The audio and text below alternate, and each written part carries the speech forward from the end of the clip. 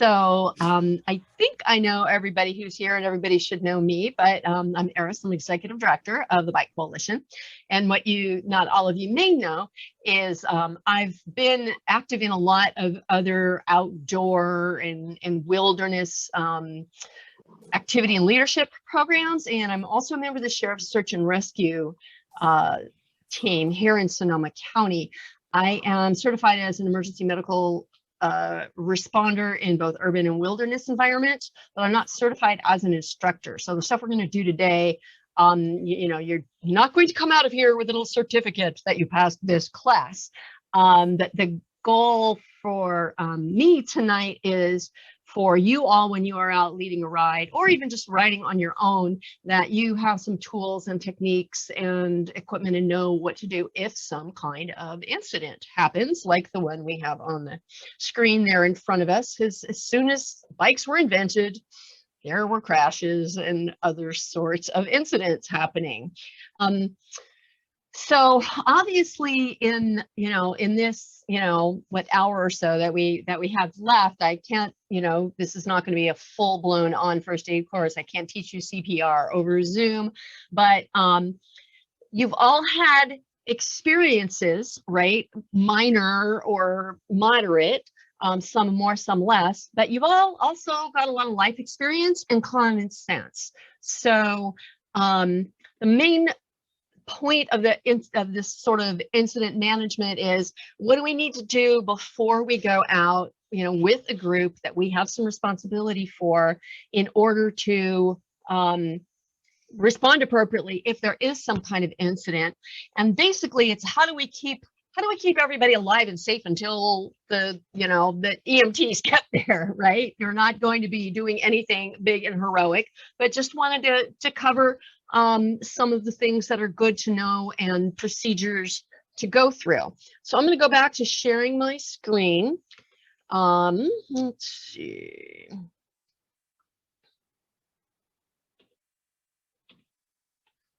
Okay, you all see that? Okay, so I want to first talk a little bit about preparation and what we do beforehand, right? Before we go out on a ride. And actually what we're doing right now is part of that, right? Having a little bit of training and a little bit of thinking about what we're going to do together. What do you bring with you? Amy and Chris referenced a little first aid kit. There's, oops, that zoomed out and I didn't mean it to. Did it zoom out for you guys too? There we go. A little baggy first aid kit, and later I'll go through it and talk about what some of the stuff is and that. And included in that first aid kit is a little card cheat sheet. So all the stuff that we're going to be talking about today is in a little cheat sheet that will be in your little first aid baggie. So you'll have that all ready to go. The other thing that you're all used to taking with you is your roster of who's on your ride and their emergency contact info. The very first Biker Chick ride I ever went on, I had just gotten hired at the Bike Coalition. It was 4 years ago, and someone got hit by a car. And nobody, there wasn't, the organization didn't have a system for how to manage things. And I was kind of shook up, and that sort of led to my, starting to think about how to work with our volunteers and our staff to do things better. So you want to have those things. And the other piece of paper that you'll also be given is this incident report, and we'll go in detail about that later. But the main point of that is if there is an incident, you want to record as much as you can about what happened, who it happened to, what you did, so that we have a record of that in case there is something that happens afterwards, right? An incident, an injury that may seem very small at the time might actually be worse, right? Because the adrenaline, amps us up and things feel different. So, and then it's also in terms of just our liability, with our insurance and all that stuff. It's good to have that kind of record. So you'll want to have all of that stuff with you. also, you know, things like, you know, water and your other stuff you need personally. But the other big thing is communicating with the other leaders on your specific ride, right? Every ride's got at least a lead and a sweep. So check in with each other beforehand. And, you know, review which one of you, do you both have a first aid kit? Which one of you has the roster? Who has more training, who feels more comfortable about different things, and just have a little check-in about, you know, who would take charge if there was an incident. Can be a useful thing to do. The very first thing, regardless of the kind of incident that you have, is to stay calm, right? Take a deep breath, think about what you're going to do. An interesting thing is, if you've ever watched the EMTs on scene, they don't run, they walk, because running amps you up, gets your adrenaline charged up. And when you're surged with the adrenaline, it narrows your focus and it's harder for you to think and focus, right? The adrenaline is about, I've got to not get eaten by this bear, right? Or I've got to run away or whatever. It doesn't help you be calm and assess a scene. So you want to stay calm, don't run, look around what's going on, call 911. Even calling from his cell phone. I just confirmed this. I was on the phone with the folks at the Redcom dispatch today, that even calling on your cell phone, they will get the ping of the GPS of where you are. And then the third thing is the safety of the overall scene. Like our tendency sometimes when something goes wrong is to just everybody go rush in, but instead stop and look around to see what else might be going on that could cause a problem. So for example, if somebody's down and they're smack in the middle of a narrow road on the curve, you might need to move them out of the middle of the road. You might need to send people at, you know, either end to set up, you know, to stop traffic so nobody comes in and runs over them. So you want to look at the whole big part of the scene.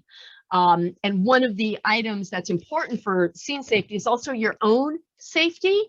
And one of the items that is in your little kit is some exam gloves, some gloves. So if there's any possibility that you might come in contact with somebody else's body fluids, you want to have gloves on.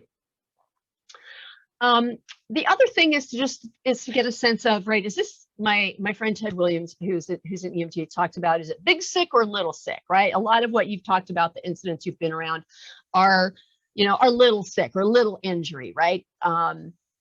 And you all know how to deal with those, right? You know, clean off the wounds, stick on some Band-Aids, whatever. But if something's bigger, then you're going to want to really for sure get on there and call 911. When in doubt, call 911. We're going to talk about trauma versus a medical incidents a little bit. Another thing I talked about communication is you also want to delegate, right? Whoever's kind of taken charge of the scene. You know, consensus is great in certain contexts, but you know, if I'm having a heart attack, I don't want the docs in the ER trying to come to consensus about who's gonna treat me. Just somebody slam the damn paddles on me already. Okay, so you know, one of you take charge and delegate tasks to other people. And as I said, taking notes and getting all of that stuff, keeping records of what's going on is important. And what will be in your little bag besides that form is a little pencil. So you don't even have to remember to carry a pen with you. We'll have something in there for you for that. Any questions so far? Or you know how to use the little hand raise feature, or just unmute your, well, actually it won't let you. I think since I muted you, I think I have to unmute you.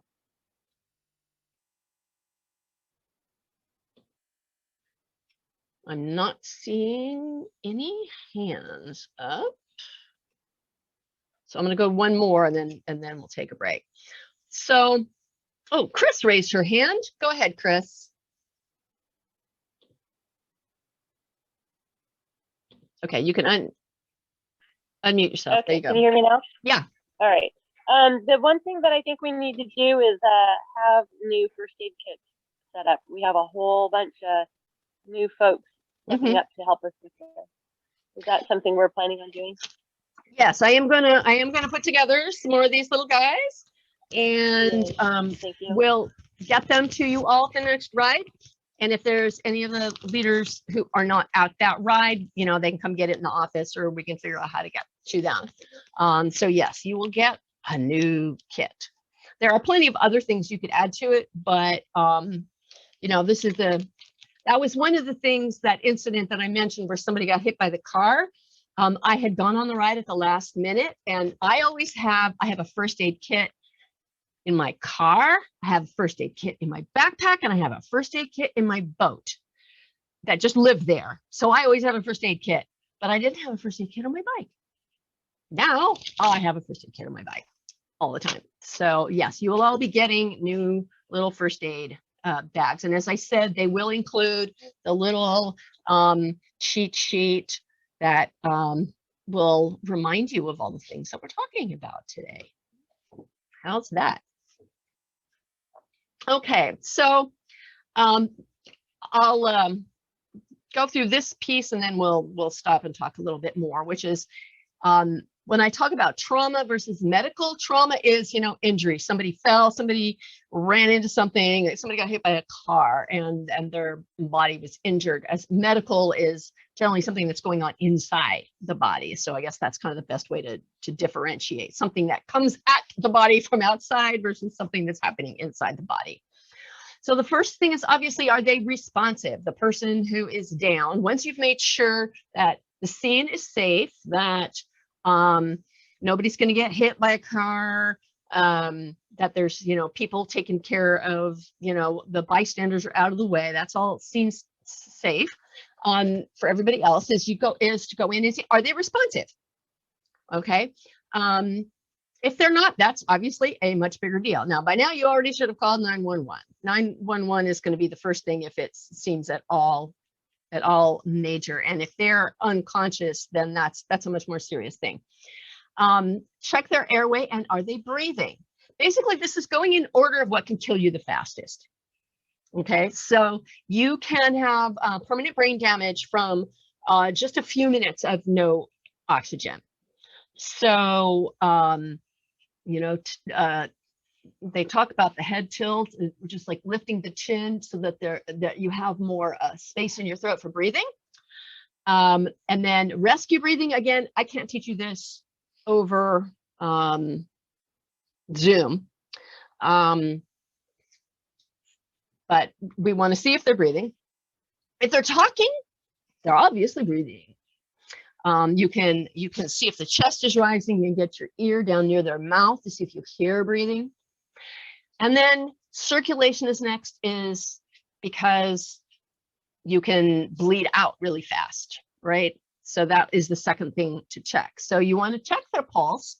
So everybody can check your own pulse right now. The best place to do it in this kind of context is along the side of your neck. It's hard for me to feel it while I'm talking. Kind of in there's like a little groove in there. You can get your fingers, everybody feeling that? You don't need to count their pulse. I'm not, we're not going to that level, but is there a pulse?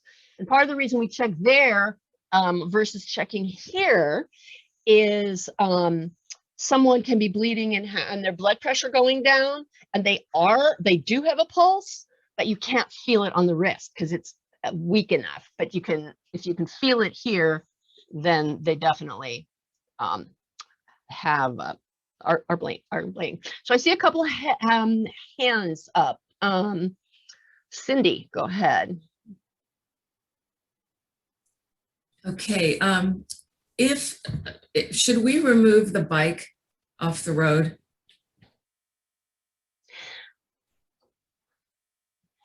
If things would be safer with getting the bike off the road. Well, here's the thing. A cop might tell you something different. That's what I was wondering. Like, if somebody gets hit by a car, would they need to know see where the bike was, blah, blah, blah. I've sat in trials, of the people, somebody who hit you know, a cyclist, and that is one of the things that they look at, is where everything was.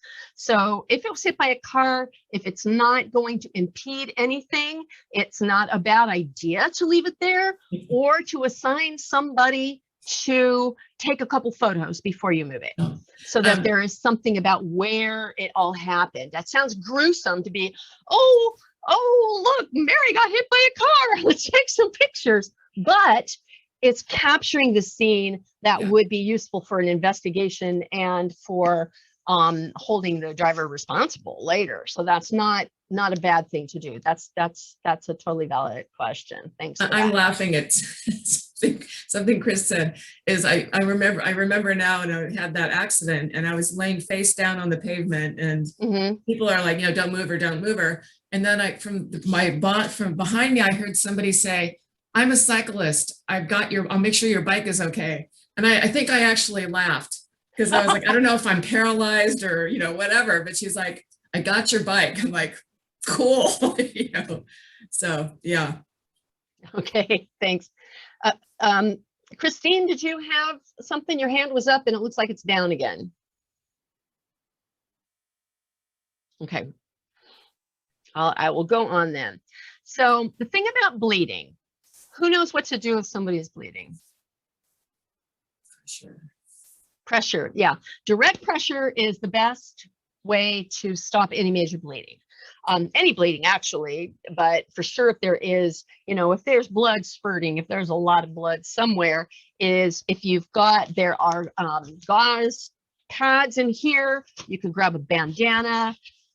You can use your bare hand. Hopefully you put your gloves on, you can just do it with the glove, because you don't really want to get somebody else's blood on you. But wherever that is press as hard as you can. You've got to press hard until the bleeding stops and keep pressure on it. This is another thing that, depending on how bad off the person is, sometimes if like someone's arm is bleeding a lot, but they're conscious, you can have them hold it. So you have your hands free to do other stuff, or you can always, you know, grab other people depending on what all is going on. But direct pressure is, you know, is the way to do it. You also want to check to make sure there's not bleeding somewhere else besides what you see. If someone's down, they could be bleeding from somewhere underneath, right? So you want to do just kind of a quick look over, put, you know, maybe even put your hands under the person, or see if there's blood, you know, seeping out underneath, to make sure that they're not bleeding somewhere else that you don't see immediately. And often what people complain about the most is not the part of them that's actually the most injured. Someone can be screaming and screaming about a little thing on their finger while, you know, they're bleeding out from their leg or something. So you want to make sure there's not any other bleeding, because that is, you know, where you can go pretty fast. So if you may have noticed that these all have a little acronym. The R doesn't really fit, so we put it up there by itself, but A, B, C, D, E, just like we teach our bike safety classes, right? With the A, B, C, D, E. The airway, breathing, circulation is both a pulse and bleeding. D is disability. We want to prevent further injury. And this is kind of actually a little controversial in emergency services now, the whole thing of don't move your head, hold their head still. There's new research and differences of opinion about, you know, strapping people on backboards and stuff, but it is a good idea to, you know, if you need to move someone to keep them safe, absolutely move them, right? If they're in the middle of a narrow road on a blind curve, you know, drag them out of the way, you know, holding their head as best as you can, but, you know, keeping them from getting hit again is more important than, you know, are they going to be paralyzed or something? And then the final one, the environment, is about what's around. Keep them warm, keep them cool, whatever the temperature, the weather is going on. This is less important while you're waiting for emergency medical response to come, because you've already called 911, and they get there usually pretty darn fast. But just making sure that, you know, if it's raining, you keep the rain off of them, you know, sun out of their eyes, keep them from some kind of environmental problem that could be bothering them. And by then, they should have pulled up. So airway, breathing, circulation, disability, environment.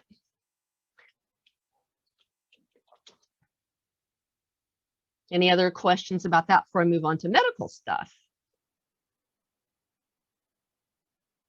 Well, okay. And I realize this is like a lot of stuff going really fast, but I want to at least touch on it all. And again, there's your little cheat sheet that hopefully will make more sense after we've had this conversation about things to do while waiting for an emergency response. So with medical issues, those are harder often to know what's actually going on. And you don't actually have to come up with a diagnosis, right, while you're waiting for emergency personnel. But there are a couple things that I will just touch on that are more likely to happen in our cycling environment than in other things. At the top, these things I'm talking about, things to kind of look at. LOC stands for level of consciousness. All the way from somebody's, fully conscious and talking, they know who they are, where they are, what happened, versus is somebody getting spacey. And these are all things to kind of, you can keep notes about anything that you notice about the person. Are they spacey? Are they can't tell you their name, even though they're sort of conscious? Are they breathing really fast? Are they breathing shallow? Just kind of getting, is their skin hot? Is it cool? Is it sweaty? Is it dry? Just a little bit of like, how do they look? Are they looking mostly healthy, or are they looking pretty bad?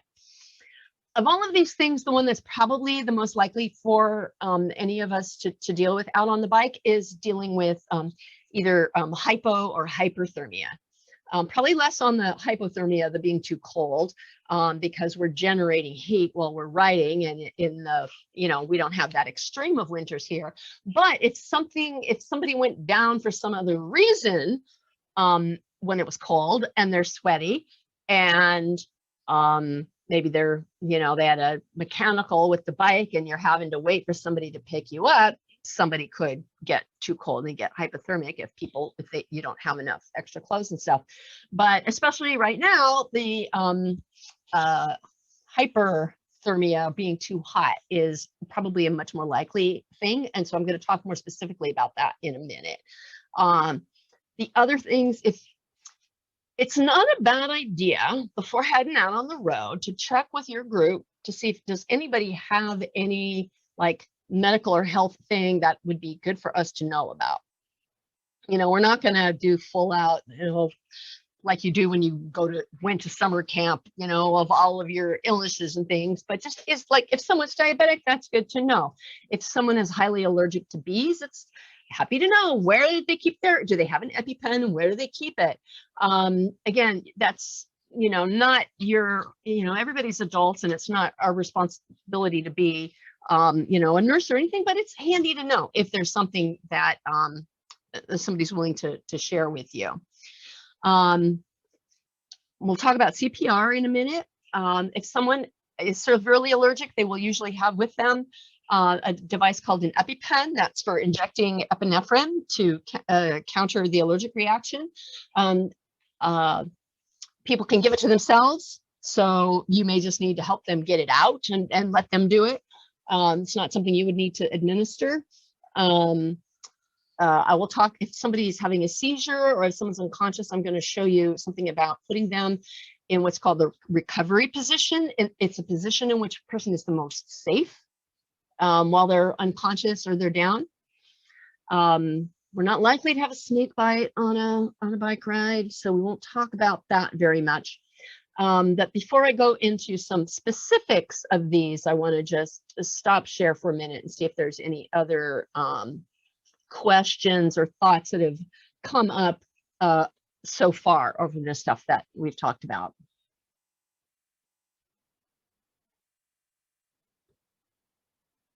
Okay, I'm not seeing any either virtual hands or real hands waving around. Was that a hand up, Anna, or are you just holding something in your hand?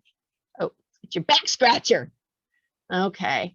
All right, then I will, oh, but I see lots of things in the chat. Let's see. Yes to captioning. I will look up into getting that done, save the bike. Videoing, no pressure. We can watch again. Okay. Okay, so let's go back to sharing my screen.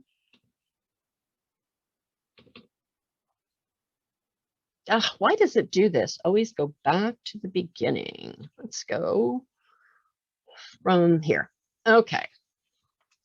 So as I said, the medical issue you're most likely to see on a bike ride in the summer and fall here is some form of heat illness, right? Because we're generating heat, right, inside our bodies while we're riding. And if we're riding in the heat, that's raising our internal body temperature. Prevention is, of course, really important. So, you know, keep hydrated, although being dehydrated and having heat exhaustion or heat stroke are slightly related, but they're actually kind of different. You could still end up with heat illness even if you're well hydrated. Being dehydrated certainly can make other things worse, but in and of itself, just continuing to drink water isn't going to always bring down your body temperature. Okay, so as you're getting too hot, the first sort of lowest level of heat illness is heat exhaustion. And then if you don't get cooled down, it can move into heat stroke. So heat exhaustion, you know, the body temperature's rising, the skin gets cool and kind of clammy and pale. It's like because your body's trying to figure out what to do to cool itself off and not doing very well. You're gonna be sweating a lot. You might feel faint or dizzy or nauseous. You might get muscle cramps. The pulse, someone's pulse, if you take it, is going to feel fast, but kind of weak. So basically the treatment here is to get cool. So find shade, take a, you know, bandana. I always, besides the first aid kit, I always have an extra bandana or two in my bag because they're good for so many things. You know, get a bandana wet and, you know, wet them down. If you have enough water, you know, pour some on them, get them in the shade and start bringing that body temperature down. I was up at Foothill one day hiking with a friend, and we came across a mountain biker sitting down looking really bad. And he had been out riding in a really hot day and was in this heat exhaustion. He was sitting in the sun, you know, kind of over like this, and was starting to get was kind of spacey. And he would answer questions, but his whole posture was kind of like down like this.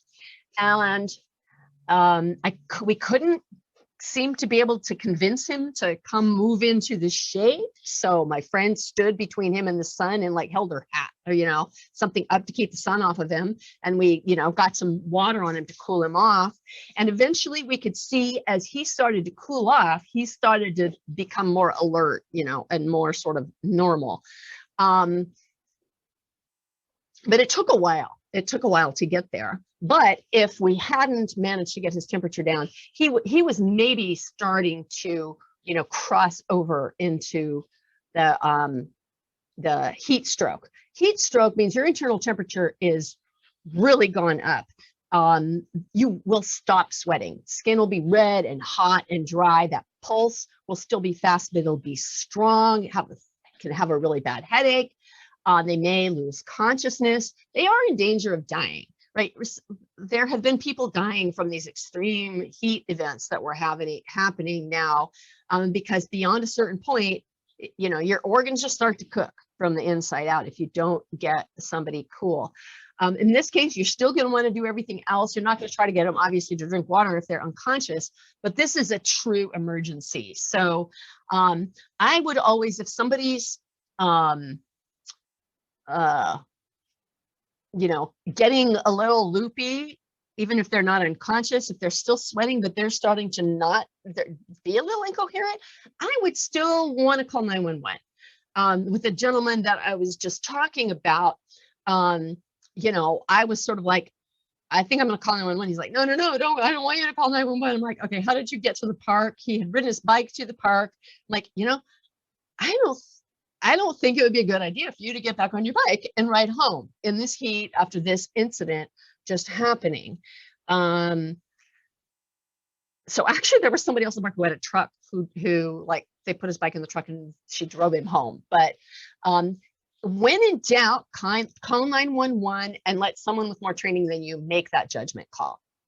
Okay, it's really easy when somebody's kind of, oh yeah, I feel a little funky. No, I'm fine, you know, but if it's a really hot day, if they seem to have any of these symptoms, when in doubt, especially if they're getting what we sometimes refer to as the umbles, stumble, mumble, grumble, fumble, you know, that their cognition is getting a little off, call 911 because we don't want someone ending up with heat stroke out there.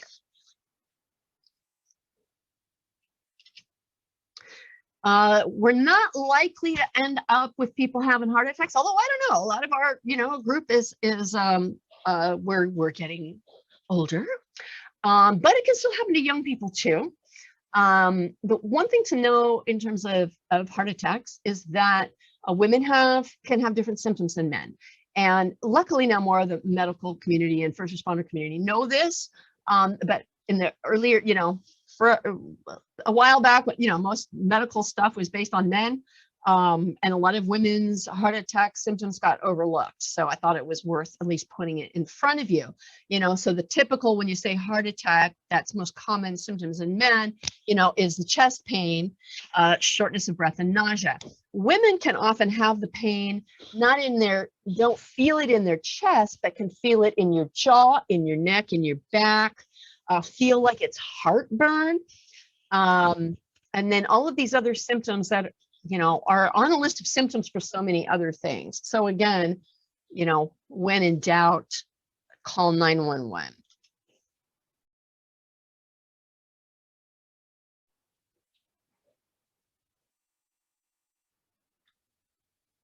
Sorry about that. I thought I had tested everything, and apparently I did not. So I'll also skip this video.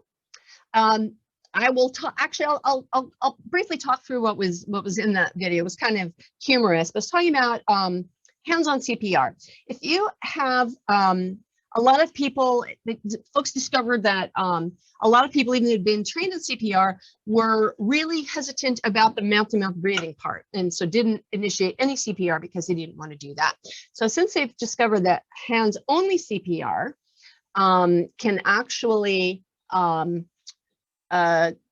be just as good, because that compressing the chest still gets some air coming in and out. And so if you've ever had any training in CPR, do it, even if you're not 100% sure that you're doing it right and doing it to the right counts, because if you're getting any movement in the chest, that's better than nothing. If somebody has no pulse and if somebody's not breathing. And so this video basically in like 30 seconds tells you how to do hands-only CPR. Okay, so call 911. Then on the chest, kind of on the sternum, put your two hands and push hard and fast. You should see the chest go in and out. And the speed you want to do it at is the speed of the Bee Gees song, Staying Alive. Staying alive, staying alive. That's the speed you want to be doing. It's probably better that you don't sing it out loud, because that might kind of freak people out. I don't think anyone here has small children, but Baby Shark is the same beats per minute, would work as well. But if you just start going on somebody at that speed, it's going to make a positive difference. One of the questions that starts, yes, Chris, I will share the link.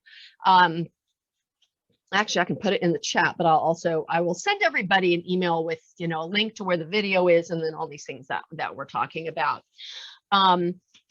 like, well, what if I do one of these things? What if I do something and I do something wrong? Like, can they sue me or whatever? There are, in the state of California has what we refer to as Good Samaritan laws, which protect ordinary people who are, trying to help somebody. So as long as you are not doing anything that's grossly negligent or beyond any training that you've had, or it's just really egregious, you can't be sued for helping somebody. Okay, so those laws were passed in many jurisdictions to encourage people to help each other and not have that worry about liability. If you are a practitioner of some sort, then the laws are different. So for example, I'm trained in both urban and wilderness protocols, and they're different. And if I use a wilderness protocol in the city, I am going beyond my scope of practice, and I could be liable. If I'm wearing my uniform, I have to follow whatever guidelines my agency does. So even if I have training beyond what they tell me I can do, I can only do what they can do. So there's stuff there if you're a professional, but none of you are. So, making reasonable attempts to help somebody, you don't have to worry that somebody's going to sue you. Okay. So there, we did our 30-second CPR. And let me go back to the screen. Any other questions or comments before I move on? You guys are all more quiet than I usually experience this group of gals. Oh, recovery position. That's the one that I wanted to, I can't show you the video, but I can show you the photo and tell you about it. If someone is unconscious, if someone's having a seizure, if someone is a little loopy, this position where they're on their side is the safest position to be in, because it's a position in which you can breathe easily, and in which if you vomit, you're not going to asphyxiate on it, right? So I can't demonstrate how to do it, but I will also give you the link to look at the video. Again, this is like a 30-second video of how to roll somebody into this position. But really, of all the different things we talked about, the things that you're most likely to deal with are trauma, right? Some kind of injury, whether it's a person falling down, running into another cyclist, falling off the road, or getting hit by a car. Or I think the heat issues are probably the ones, at least that I've seen the most in the field, that we have to deal with. Now, a new thing that I hadn't even thought about until fairly recently to add into this whole conversation is a different kind of incident, which is of being harassed. This didn't happen on Biker Chick ride, but one of my staff, some of my staff leading a ride had an incident of the group being harassed by a driver. So again, this is the same things that will apply to everything else kind of apply to this too. Stay calm, take a deep breath, and try to not get jacked up. If we call 911 and look at keeping everybody safe. Don't engage with people who are hollering, because that isn't going to help. And it's our job to keep everybody in our group safe. So moving to moving off the road, if that, has to happen. If they're, coming at you, take notes. If you get, you can even just turn on and describe it on your phone, the audio recording on your phone versus writing it down, but or say it out loud to each other so more people are hearing it. What's the license plate? What the vehicle look like? What the driver look like? Where were you at the time any of this happened? Because we can share this with law enforcement, and I would still fill out the incident report for that, because we want to have a record of what happened. Memory is notoriously bad.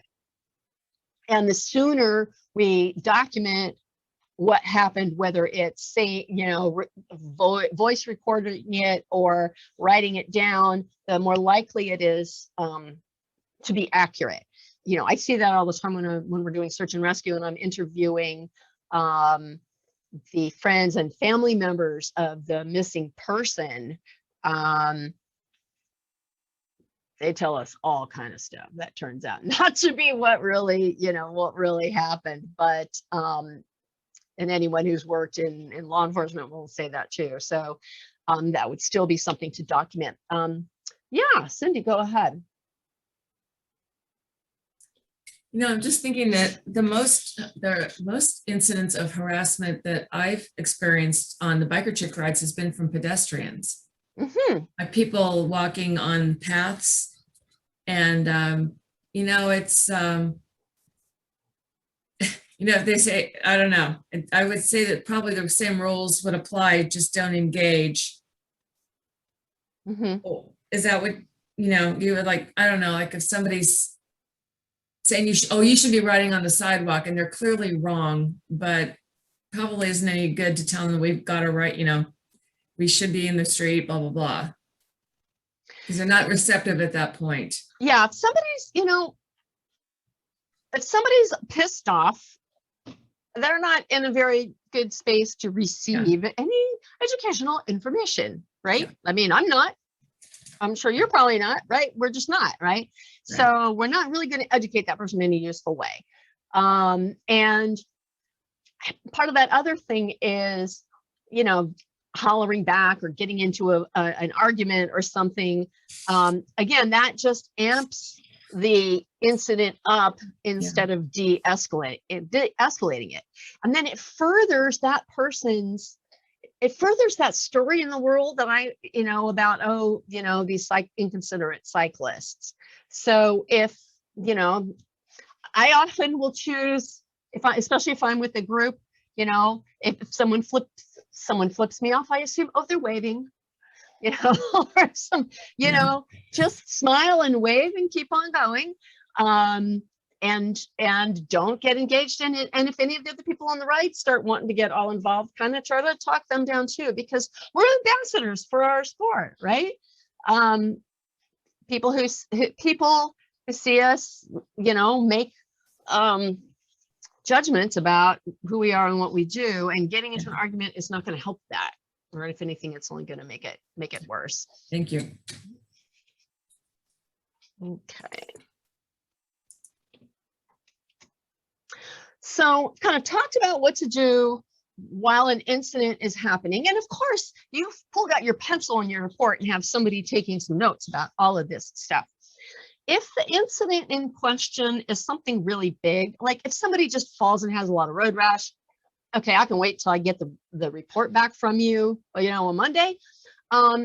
If somebody goes to the hospital, if you're calling 911 for some reason, as soon as there's somebody who has time and space away from managing the incident, call or text me, because, as the, ultimate responsibility for the organization, I kind of need to know what's happening, in case there's actions that I need to take. But if it's something that seems it's on the minor side, you can make your judgment about that. But then this report, once you've filled that out, and again, it doesn't have to be all, perfect and everything, but, just enough to know what happened, can get that into the office. You can drop it by, you can give it to Cindy or Cherie and bring into the office. You can take a picture of it with your phone and text it or email it to me in numerous ways to get it to us. But we do keep those on hand, again, in case something were to happen later, that we would have some kind of record of what had happened. It's a good idea to do some debriefing with your fellow leader and the rest of your group, especially for something that is really been big. I know the incident that I was on, again, my first time with this group of people, somebody gets hit by a car, and the group decided afterwards to continue on planned route. I was too shook up to want to do that. And so I ended up leaving and going back home, and the ride had started from fairly close to my house. So that was pretty easy, but check in with people, because people who have witnessed what's going on can be having, reactions to that too. And, make a decision together about, okay, should we, abort the mission, or should we continue? And you might even, especially if you were going to continue and it's going to put you late, it might not be a bad idea to text one of the leaders from one of the other groups, just so somebody else knows that you're going to be delayed getting back to the end. And then, of course, when you get back home, if you used any of your supplies, put some new ones in so that it's all ready to go for the next time. And I found if I just throw it in my bag, I never remember to then take it back out. So you want to do it, just like you're cleaning your gear or whatever, to replenish that.